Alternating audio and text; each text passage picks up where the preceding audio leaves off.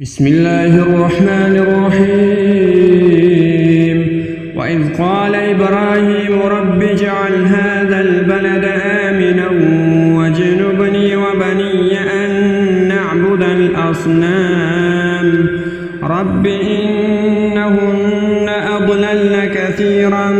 من الناس فمن تبعني فإنه مني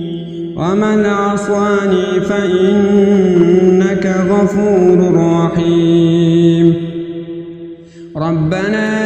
إني أسكنت من ذريتي بواد غير ذي زرع عند بيتك المحرم ربنا ليقيموا الصلاة فاجعل أفئدة من الناس تهوي إليهم وارزقهم من الثمرات لعلهم يشكرون ربنا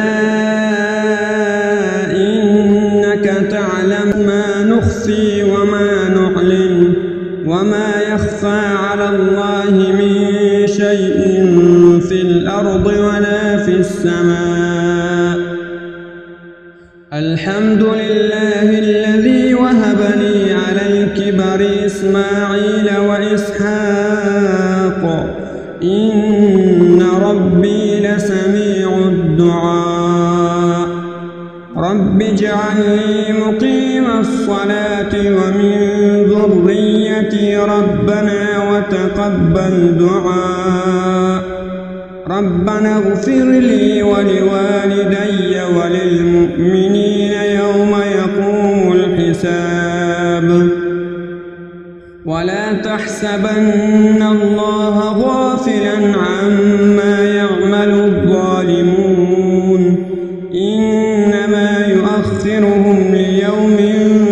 تشخص فيه الأبصار مهطعين مقنعي رؤوسهم لا يرتد إليهم طرفهم وأفئدتهم هواء وأنذر الناس يوم يأتيهم العذاب فيقول الذين ظلموا ربنا أخرنا إلى أجل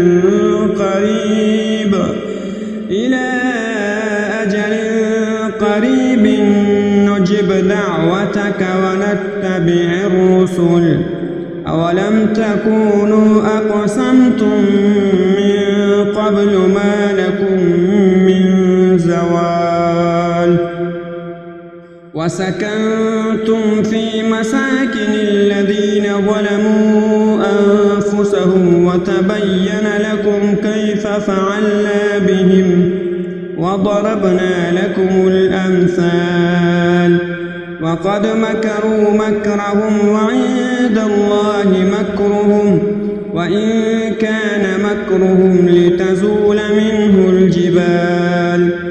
فلا تحسبن الله مخلف وعده رسله إن الله عزيز ذو انتقام يوم تبدل الأرض غير الأرض والسماوات وبرزوا لله الواحد القهار وترى المجرمين يومئذ مقرنين في الأصفاد سرابيلهم من قطران وتغشى وجوههم النار ليجزي الله كل نفس ما كسبت إن الله سريع الحساب هذا بلاغ للناس ولينذروا به وليعلموا